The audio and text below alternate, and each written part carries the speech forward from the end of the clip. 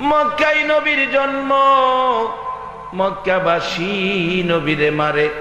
কে গো আজকের মাহফিলে এসেছো, বাংলাদেশে জন্ম, একটা দিন নবী দেখলাম না, তারপরেও নবীর মায়া ভালোবাসা অন্তর থেকে ছাড়লাম না।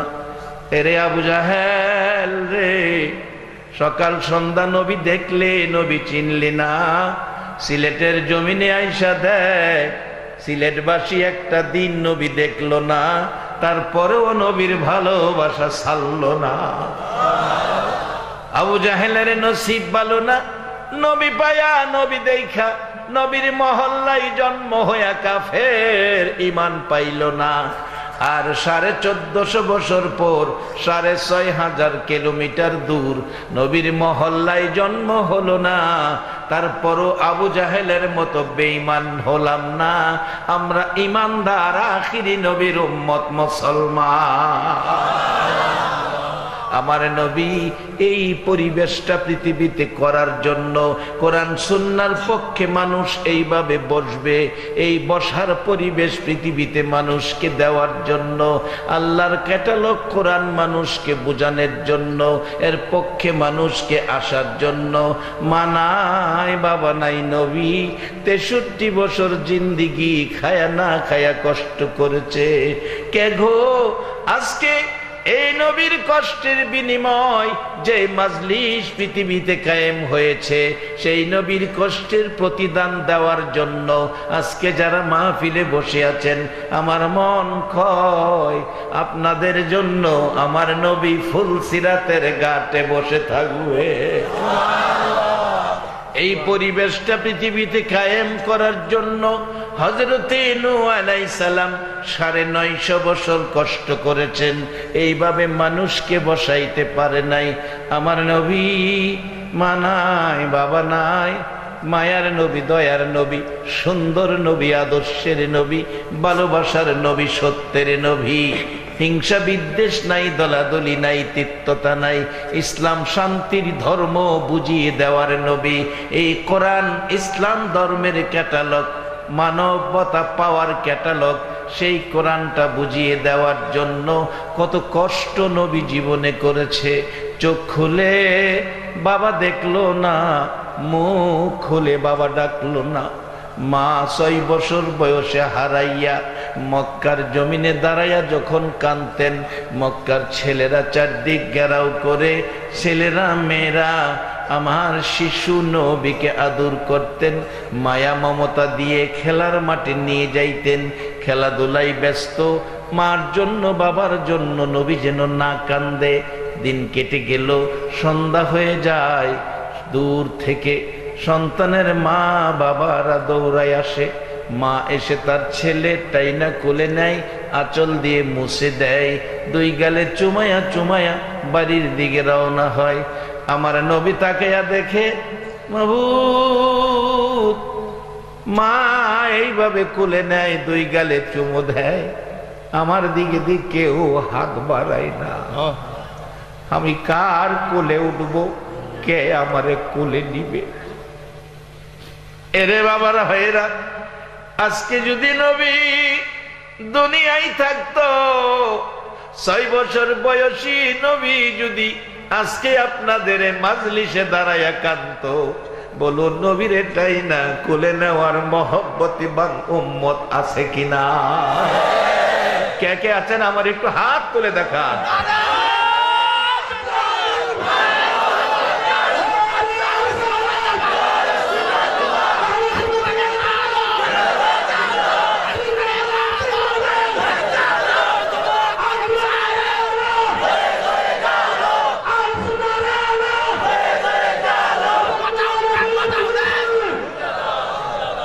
সবাই বলুন মারহাবা। রহমত আরো আসুক, মহব্বতে দরুদ পড়ুন নবী রহমতের। আল্লাহ নিজে বলছে, বন্ধু আমি রাব্বুল আলামিন, তুমি রাহমাতাল লিল আলামিন। আমি যেখানে রব, তুমি সেখানে রহমত। মহব্বতে পড়ুন আল্লাহুম্মা সাল্লি সাইয়্যিদিনা মাওলানা মুহাম্মদ ওয়া আলা আলি সাইয়্যিদিনা মাওলানা মুহাম্মদ আল্লাহুম্মা সাল্লি সাইয়্যিদিনা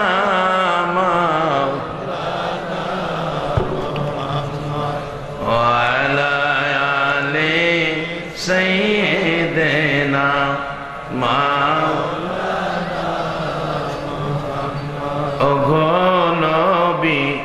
শুনেন আপনি আমরা সবাই গুনাহগার, রোজ হাসরে আমাদেরকে করে নিয়েন আপনি পার। আল্লাহুম্মা সাল্লি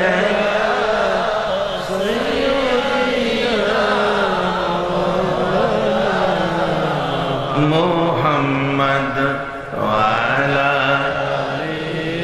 সাইয়্যিদিনা বালাগাল উলা বিকামালিহি কাশাফাদ দুজা বিজামালিহি আসনাত জামিউ খিসালিহি সাল্লু আলাইহি। বলতেছিলাম আমার নবী বাম দিকে তাকায়া দেখে মা সন্তানের কোলে নিয়ে দুই গালে চুমায় আঁচল দিয়ে দুলিবালি মুছে।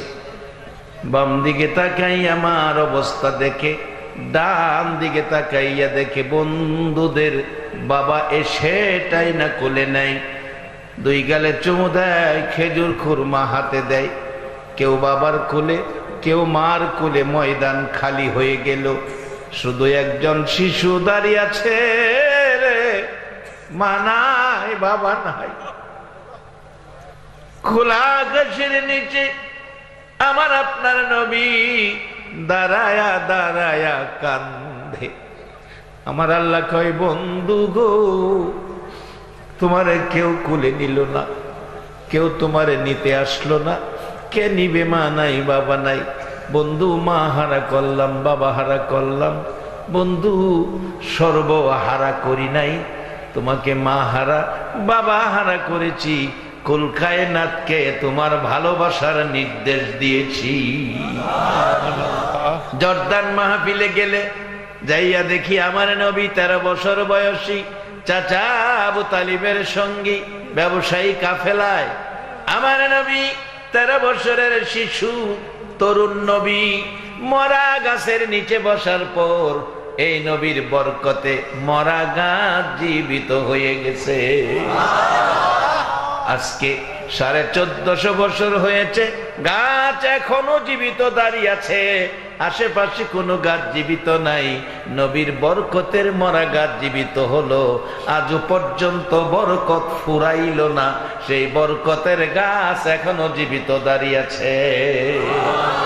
শুধু তাই নয়, আকাশের চন্দ্র আমার নবী আঙ্গুল ইশারা করলে দ্বিখণ্ডিত হয়। শুধু তাই নয়, ডুবন্ত সূর্যকে আমার নবী ডাক দিলে আবার উদিত হয়। আমার আল্লাহ বলেন, বন্ধু সকল প্রাণীর ভালোবাসা তোমার দিকে দিয়ে দিলাম, মা হারা বাবা হারা বানাইলাম, একটা দায়িত্ব তোমাকে দিলাম বন্ধু গো, এই কোরআন সুন্নাহ দিয়ে মানুষকে মানুষ বানাইবা, জাহান্নাম থেকে বাঁচাইবা, জান্নাতি বানাইবা, ইসলাম শান্তির ধর্মতা তুমি বুঝাইবা। এ ধর্ম লইয়া আমার পছন্দের ধর্মের ব্যক্তি যারা হবে, আমি আল্লাহর জান্নাত তারা পাবে। আমার নবীকে দায়িত্ব দিয়ে আমার আল্লাহ দুনিয়ার জমিনে পাঠাইলেন। মায়ের ব্যথা বাবার ব্যথা থাকা সত্ত্বেও নবী আপনার আমার মতো উম্মতের দরদি হইয়া সারাটা দিন মানুষের ঘরের দুয়ারে দুয়ারে ঘুরতেন, বাড়ি বাড়ি ঘুরতেন, আর ডাকতেন, ইয়া আইয়ুহান নাস কুলু লা ইলাহা ইল্লাল্লাহ তুফলিহুন। ও মানুষ, তোমরা বলো আল্লাহ ছাড়া কোনো মাবুদ নাই, তাহলে তোমরা সফল কাম, তোমরা সফল কাম, তোমরা জান্নাতি। আমার নবী সারা দিন বাড়ি বাড়ি ঘুরে বিকালবেলা বাড়িতে ফিরে সারাদিন খাবার নাই, গোসল নাই, ঘুম নাই, শুধুমাত্র এই পরিবেশটা পৃথিবীতে করার জন্য। আজকে খারা গো আমার নবীর ওই কষ্টের প্রতিদান দিতে যাইয়া আজকের মাহফিলে বসে আছো। আমার নবী যদি আজকে দুনিয়ার জমিনে থাকতো, এই মাহফিল যদি আমার নবী নিজ চোখে দেখতো, এই 1400 বছর পরের মাহফিল, এই লোক দেখলে নবী না জানি কত খুশি হইতো। আপনাদেরকে যায়েদ ইবনে হারেসার মতো আমার নবী সঙ্গী করে নিয়ে যাইতো। বাবারা ভাইয়েরা, সারাদিন ঘুরে মানুষের বাড়ি বাড়ি, মানুষের কাছে, কোনো দিন বিকাল হয়, সন্ধ্যা হয়, রাত্র হয়। মা খাদিজাতুল কুবরা বলেন শুধু রাত্র নয়, একদিন রাত্র হলো, আসতেছে না নবী ঘরে। গভীর রাত্র হয়ে গেল, সব মানুষ দরজা বন্ধ করে ঘুমিয়ে আছে, কেউ মানুষ যেন সজাগ নাই। আমার নবী এখনো আসে না। বয়ে চোখের পানি ছেড়ে মায়ায় দরজা খুলে দাঁড়িয়েছি, চোখের পানি ছেড়ে কাঁদতেছি। মা খাদিজা বলেন পৃথিবীর মানুষেরা রে, রাত্র গভীর মরুভূমির দিকে তাকায়া দেখি আকাশের উদিত সূর্যের মতো আমার নবী সুন্দর রে। আস্তে আস্তে হাইটা ঘরের দিকে আসতেছে। কাছাকাছি আসার পর 2 কদম সামনে আমি নিজেও আগিয়ে গেলাম। কাছাকাছি যাইয়া দেখি আমার নবীর গাল বেয়ে বেয়ে পানি পড়তেছে। জিজ্ঞেস করি হুজুর কেন রাত্র বেশি হলো, কেন গাল বেয়ে বেয়ে চোখের পানি পড়তেছে? নবী কোনো কথা কয় না। আর একটু নিচে তাকাইয়া দেখি নবীজির জামা মুবারকের অনেক জায়গায় লাল লাল দাগ দেখা যায়। নবীজি সাদা জামা ব্যবহার করতেন, পছন্দ করতেন, যদিও জান্নাতি জামার রং হবে সবুজ। আমার নবীর জামাই লাল লাল দাগ দেখে মা খাদিজা বলছে হুজুর জামা মুবারক ধুয়ে মুছে পরিষ্কার করে দিয়েছিলাম, আজকে দাগগুলো কিসের গো নবী? আমার নবী কান্দে, খাদিজা রে, আমার দেশি বন্ধুরা আঘাত করেছে, আমি বলেছি তোরা আমারে মারিস না, আমার মা নাই বাবা নাই, এই চেহারায় আঘাত করিস না। জীবনে কোনোদিন এই চেহারায় একটা মশা মাছি বসে না। খাদিজা রে, কোনো কথাই তারা মানল না। আঘাত করেছে, ব্যথা দুঃখ কষ্ট দিয়েছে। খাদিজা যত ব্যথা দুঃখ কষ্ট দেয় না কেন, আমি নবী মানুষকে জান্নাতের পথ দেখাইয়া যাইব। কিভাবে দেখাবেন? আসুন আমি আলোচনায় ঢুকি। পবিত্র কোরআন শরীফ, হাদিস শরীফ থেকে যা তেলাওয়াত করেছি, হাদিস শরীফ, কোরআন শরীফ আপনাদেরকে পথ দেখাবে। আর এই পথ দেখাবার ইঞ্জিনিয়ার হইয়া দুনিয়াতে আসছে নবী মুহাম্মদুর রাসূলুল্লাহ সাল্লাল্লাহু আলাইহি ওয়াসাল্লাম। আসুন কিভাবে আমরা যাব বেহেশতে, কিভাবে দামি হব, কিভাবে ইসলাম শ্রেষ্ঠ ধর্মের ব্যক্তি হব। আল্লাহ তো কোরআনে বলছে খুলিকাল ইনসানু যায়ীফা, আমি মানুষকে দুর্বল করে বানাইছি, আমরা দুর্বল করে বানাইছি, আল্লাহ কইতাছে কোরআনে। আচ্ছা, কোরআনের কথা কি অস্বীকার করার কোন সুযোগ আছে? দুর্বল কিরা বলে আমরা বানাইছি, কোরআনে কইতাছে। যদি জিগান কি দিয়া দুর্বল কিরা বানাইছে, তাও আল্লাহ সুন্দর করে জবাব দিব, ইন্না খলাকনাল ইনসানা মিন নুতফা। একবারে নিরর জিনিস দিয়া বান্দা তোমারে বানাইছি। বান্দারে, আমারে বুইলা গেছো, আমি যে তোমার কেমন আল্লাহ, আমি যে তোমার কেমন রব, একটু কি বিবেচনা করলা না? অহংকার, বাহাদুরি, তাকাব্বুরি কি দিয়া করো? এই দেহে যা কিছু আছে সব আমি আল্লাহর দেওয়া। বাস্তবে আসেন, আমার আল্লাহর দেওয়া কত সুন্দর সিস্টেম। অনেকের মাথার মধ্যে চুল নাই, এরকম আছে না? চুল নাই, চুল নাই এইরকম একজন মাথা রাস্তা দিয়ে হাইটা যাইতেছে, এরা বড়ই গাছ উপর থেকে এই সাইজের একটা বড়ই উপর থেকে সুইটটা মাথাটা পড়ছে। আচ্ছা ফাইসালা আপনারা দেন, ব্যথা কম পাইব না বেশি পাইব? আর যার মাথায় ঘন ঘন চুল, অনেকের দেখা যায় ঘন চুল মাথার মধ্যে, এরকম চুল বেশি থাকলে এ বড়ইটা ফললে ব্যথাটা কি ওই লোকের চাইতে ব্যথা কম পাইব না বেশি পাইব? আল্লাহ কয় বান্দা চুল কিছু মানুষের কম দিয়া বুঝার লাগিয়া তোমরা রে, শিক্ষার লাগিয়া তোমরা রে বেশি চুল যে মাথায় দিছি এটা যে কি উপকারের লেগে দিছি তোমরা বুঝো না। অহন বুঝালো যার চুল নাই হেরে জিগাইও বড়ইটা ফললে কি মূল লাগে আর তোমার মাথার ফললে কি মূল লাগে। এই মাথাটারে বাঁচায় রাখবার লাগিয়া চুলগুলি হেলমেটের মতো কাজ করবার লাগে আল্লাহ বানায় দিছে। দেখবেন যারা হোন্ডা চালায়, হাইওয়ে রোডে হোন্ডা চালাইলে হেলমেট যদি না থাকে পুলিশের সার্জেন্ট এমনি সিগন্যাল দিয়ে হেরে ধরবো, হেলমেট কই। কারণ হোন্ডা অ্যাক্সিডেন্টে মাথায় চুটটা আঘাতটা বেশি লাগে, মারা যাইতে পারে। এই জন্য হাইওয়ে রোডে হোন্ডা চালাইলে হেলমেট মাথায় থাকতে হবে। আল্লাহকে আমি মাথার চুল দিলাম তোমার হেলমেট স্বরূপ, একবার বলুন আল্লাহু আকবার। বলুন এই হেলমেট স্বরূপ মাথায় চুল দিল এই মালিকটা কে? আল্লাহ। আরেকটু নিচে যান, দুইটা চোখ, কি দামি দুইটা চোখ, দুইটা চোখের দাম দিয়া দুনিয়ার মানুষ কোলাইতে পারবে না। এক বেচারার প্রস্রাব বন্ধ হইছে, প্রস্রাব বন্ধ হইছে, চিকিৎসা শুরু হইছে, 3 দিন পরে প্রস্রাব চালু হইছে, 70,000 টাকা খরচ হইছে। বাড়ির নিচে দোয়া দরুজ পড়াইব, বাবাই ছেলে মেয়েদেরকে ডাকতেছে সবাই আমার কাছে আয়, দোয়া দরুজ আমিই তো করতে পারি। ছেলে মেয়েদের জন্য বাবার দোয়ার চাইতে বড় দোয়া করুন না পৃথিবীতে আর কেউ নাই। মায়ের দোয়ার চাইতে সন্তানের জন্য বড় দোয়া করার মতো কোনো ব্যক্তি পৃথিবীতে নাই।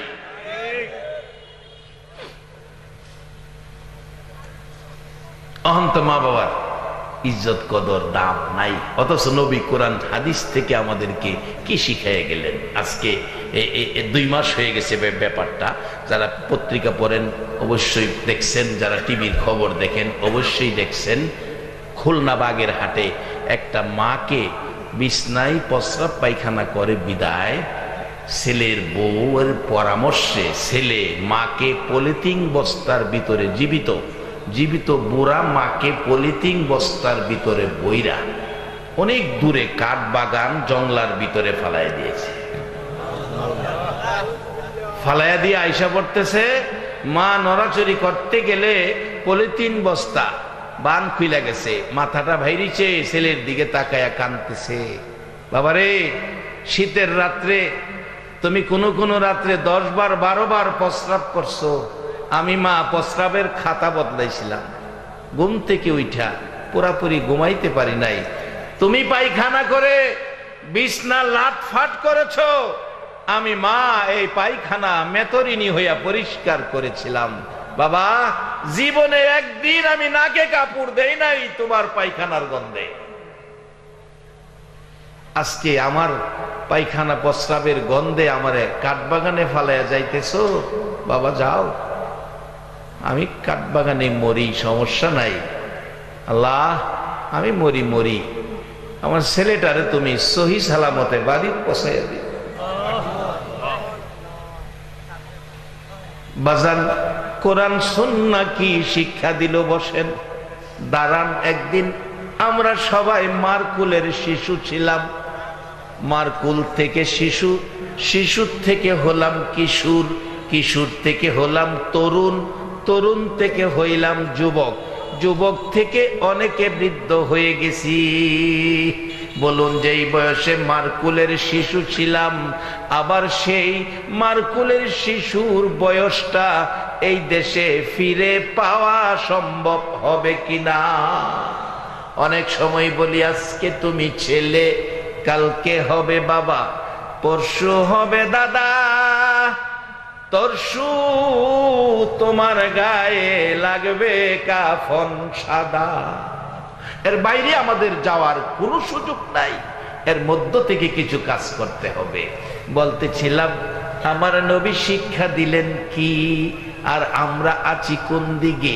বাজান, মা জংলায় কাঠবাগানে ফালাইয়া দিলে সন্তান, ছেলে চলে আসতেছে, মা নিজের জন্য কাঁদে না, সন্তানের জন্য কাঁদে।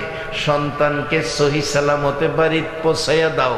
যাদের আমলের মধ্যে এই মা বাবার উপর এই অত্যাচার, এই ব্যবহার, এই জুলুম যারা করেছো, মনে রাখো তারা কোনোদিন সুষ্ঠু মানুষ হতে পারে না, জান্নাতি মানুষ হতে পারে না, আখিরি নবীর উম্মত তারা হতে পারবে না।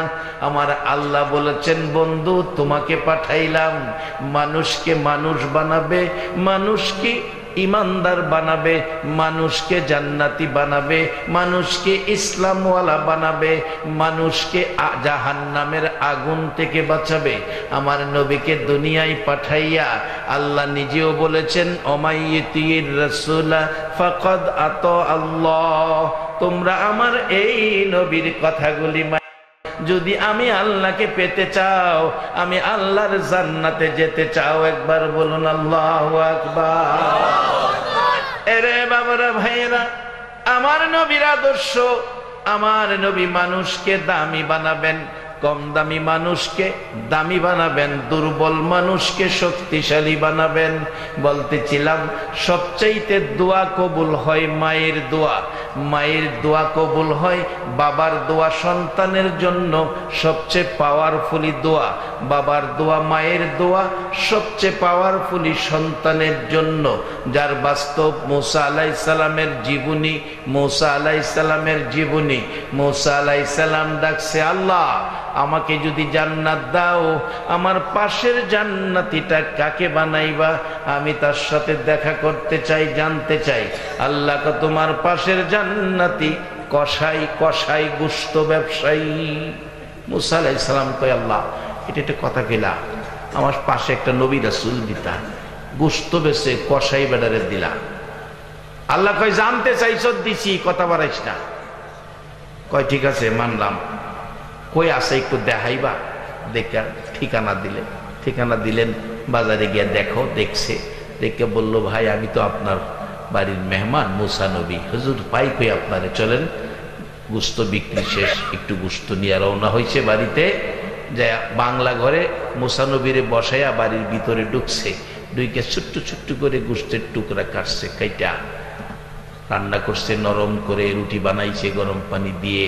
বুড়া মা ঘরে ছিল, মাকে কোলে করে নামাইয়া হাত মুখ ধোয়াইয়া রুটি গুস্ত খাওয়াইয়া হাত মুখ মুইসা আবার বিছানায় শোয়াইয়া আসছে, হুজুর এবার আপনি হাত মুখ ধুন, আপনার জন্য খাবারের ব্যবস্থা করি।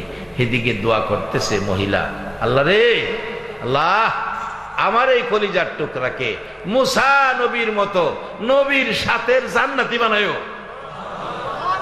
মুসা নবী জিগাইতেছে, ভাই এই যে দোয়া করতেছে এই লোকটা কে? লোকটা আমার মা, লোকটা আমার মা। আমার আর খাওন লাগতো না, আমি যাইগা। হুজুর কোন কি মেহমান যাইবেন গা? না, যেটা লেগাইছি এটা ভাইছি। কি লেগাইছিলেন? আল্লাহরে জিগাইছিলাম আমার পাশের জান্নাতি কে হইব? আমার আল্লাহ কইছে পাশের জান্নাতি হইব গোশত ব্যবসায়ী, কসাই বেটা। মানে এই তোমার কি আমল কইরা জান্নাতি হইছো মুসা নবীর মতো নবীর পাশে, এটা জানার লেগাইছিলাম। অন হইনা গেলাম, বুঝা গেলাম মুসা নবীর পাশের জান্নাতি হওয়ার পিছনে তোমার শক্তি হইল তোমার মার দোয়া। এবার বলুন তো সবাই, কার দোয়া? এক মাহফিলে ছোট্ট একটা বাচ্চা গজল গিতেছে, জান্নাতের চেয়ে দামি আমার মা, মা গো জান্নাতের চেয়ে দামি আমার মা, জান্নাতের চেয়ে দামি আমার মা, মা গো জান্নাতের চেয়ে দামি আমার মা। জান্নাতের চেয়ে দামি মা বলছে আমার নবী দুজাহা, বুখারী শরীফের হাদিস। আজকে সেই মা যদি দোয়া করে 100% সন্তানের জন্য কবুল, বাবা যদি দোয়া করে 100% সন্তানের জন্য কবুল। এই শিক্ষা দিয়েছে নবী কোরআন সুন্নাহ থেকে। বাবারা ভাইয়েরা, আমার নবী সারা দিন সারা জীবন কষ্ট করে মানুষকে মানুষ বানানোর জন্য, মানুষকে ইসলাম ধর্মে ঢুকানোর জন্য, ইসলাম আল্লাহর মনোনীত ধর্ম, আল্লাহর জান্নাতি মেহমান বানানোর জন্য। এবার আসুন বাজান, আল্লাহ কত সিস্টেম করে মানুষটারে বানাইছে, সকল মাখলুকের শ্রেষ্ঠত্ব দিয়েছে, কত সুন্দর করে বানাইছে। মাথার মধ্যে চুল দিছে, এটা হেলমেটের কাজ চলে। ঘুমাই দিছেন? এটা কি চলে? Helmet, helmet. এবার একটু নিচে আসেন, দুইটা চোখ কত দামি, কথাটা খেয়াল আছেন? কত দামি দুইটা চোখ, ব্যাটারি লাগে না, সিএনজি পাম্পের থেকে গ্যাস বোরন লাগে না, ডিজেল পেট্রোল অকটেন বোরন লাগে না। বাজান, এত সুন্দর পাওয়ারফুলি চোখ, এই চোখটাকে বাঁচায়া রাখার জন্য গাড়ি কিনবেন, গাড়ির পিছনে সামনে বাম্পার লাগাই কেন? গাড়ি ব্যাগে গেলে যেন কোথাও লাগলে বডিতে টাচ না লাগে, সামনের গাড়ি পিছনে আসলে যেন টাচ না লাগে, বডি ঠিক থাকে, বাম্পার লাগাই। বাজান, আল্লাহ দুইটা দামি চোখ বান্দারে দিয়া চোখের উপরে দুইটা বাম্পার লাগাইয়া দিছে। প্রত্যেকের চোখের উপরে দেন দুইটা বাম্পার আছে, দুই পাশে। ছোটখাটো পোকামাকড় গেলে এই বাম্পারে ফিরায়। আছে না? আছে না? আছে না? এগুলি আপনারা কি করেন? বোয়া, আমাদের দেশে কয় বুরু অথবা বেওয়া। বেওয়া আর বোয়া এক কথাই, দুইটা এক সাইজেরই, কিছুটা মিল আছে তো। আর আপনাদের কথা আসলে খুব ভালো লাগে, আপনাদের এই মাজলিসে বসলে খুব ভালো লাগে। সিলেটকে অনেক শ্রদ্ধা করি আমরা। আমার দাদা পীর আব্দুর রহমান হানাফি রহমতুল্লাহ আলাই, উনি সিলেটের জমিনে আসলে আইসাই উনি জুতা হাতে নিতেন। বক্তবৃন্দরা জিজ্ঞেস করতেন, আমার দাদা পীর জুতা হাতে নিতেন, জিজ্ঞেস করতেন হুজুর জুতা হাতে নিলেন কেন? আমার দাদা পীর বলতেন, হাফেজ মাওলানা আব্দুর রহমান হানাফি রহমতুল্লাহ আলাই, উনি বলতেন, তোমরা কি জানো না এই মাটিতে শাহজালাল ঘুমিয়ে আছে? আল্লাহু আকবার। ভাসান, এই শাহজালালের মাটিতে একটা স্লোগান আমার কাছে খুব তৃপ্তি আসে, শাহজালালের তলোয়ার। এই স্লোগানটা দেন তো একজন সুন্দর করে, কে পারে?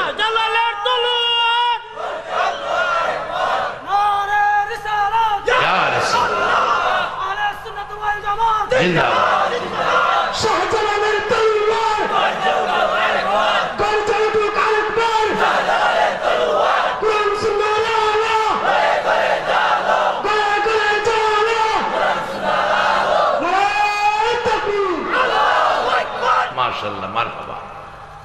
এই দেশ শাহজালালের দেশ। এদেশের মানুষের মাথায় টুপি ছিল না, মাথায় টিকি রাখত।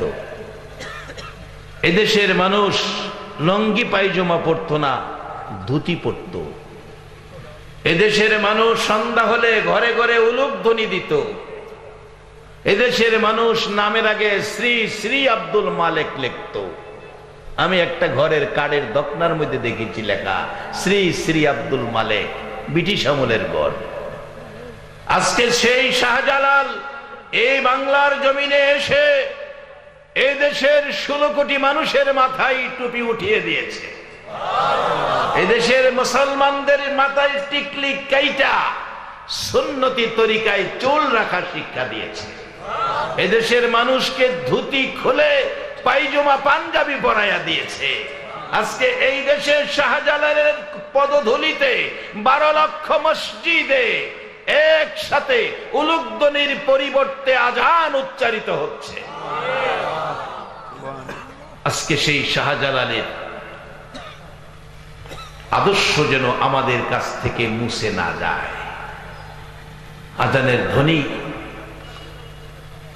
আজানের ধ্বনি শুনলে আনন্দ পাবে কে? আল্লাহ বলে আনন্দ পাবে। ওয়াজ এতক্ষণ অস্কিরা হনো জাগা তাইতারছি না। আজানের ধ্বনি শুনলে আনন্দ পাবে মুসলমান। আল্লাহ একটা কাজে আনন্দ পায়, সে কাজটা হলো আপনার আমার মতো বান্দারে মাফ করে দিতে আল্লাহ আনন্দ পায়। একটা জিনিসে আল্লাহ কষ্ট পায়, এই আদর করে মানুষ বানাইছে, এই মানুষটাকে জাহান্নামী ঘোষণা দিতে আল্লাহ কষ্ট পায়। একটা না একটা উসিলা আল্লাহ তালাশ করব মানুষটাকে জান্নাতি দিতে। এই মালিকটা কে? দেখেন কত সুন্দর দিচ্ছে, দুই সাইডে বাম্পার লাগাই দিছে, আবার একটা শাটার লাগাইছে। শাটার মানুষ রাত্রে ঘুমাইলে দোকানের শাটার টাইমটা বন্ধ করে।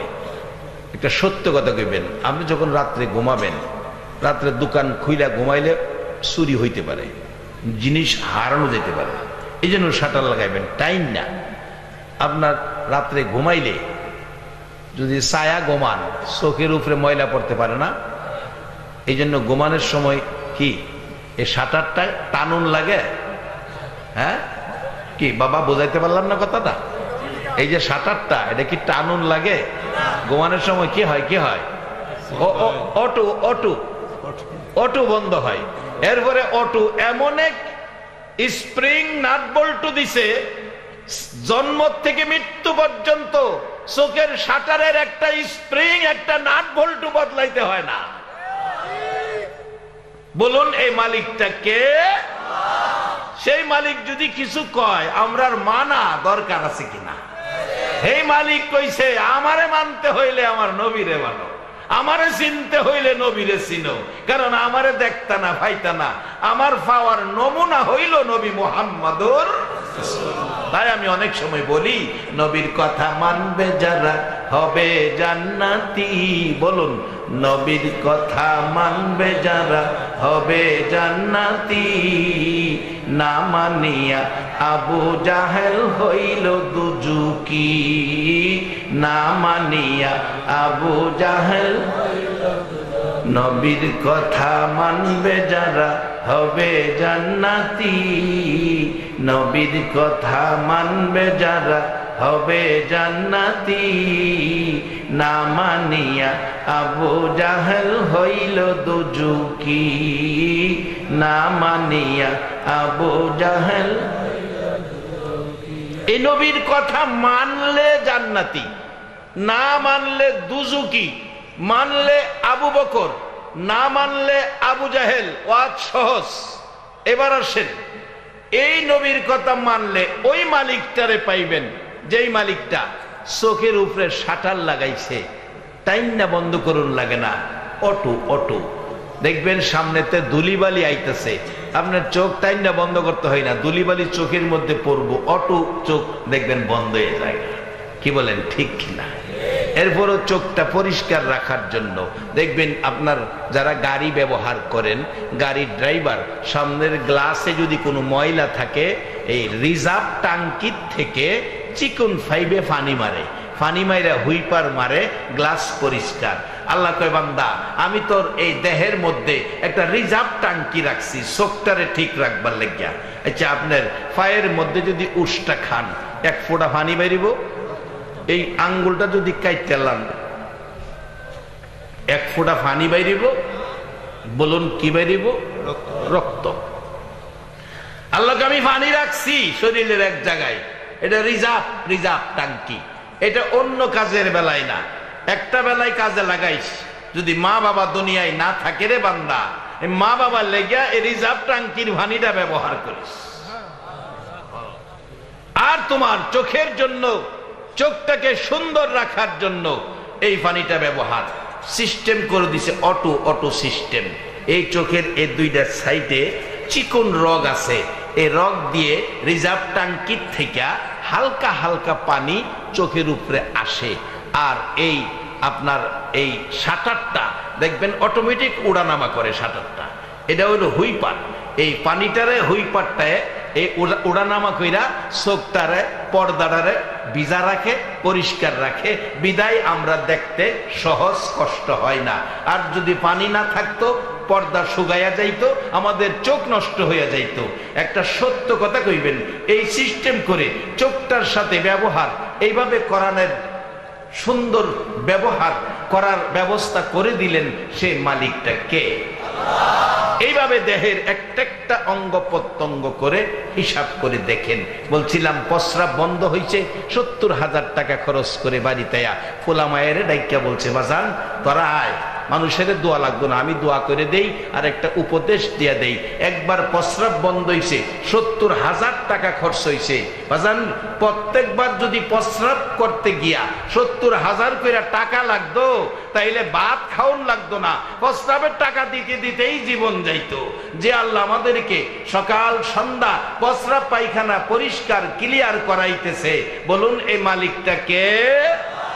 ওই মালিকটারে চিনার জন্য ক্যাটালগ দিলেন কোরআন, আর এই কোরআন বুঝানোর জন্য পাঠাইলেন তার বন্ধু মুহাম্মদুর রাসূল।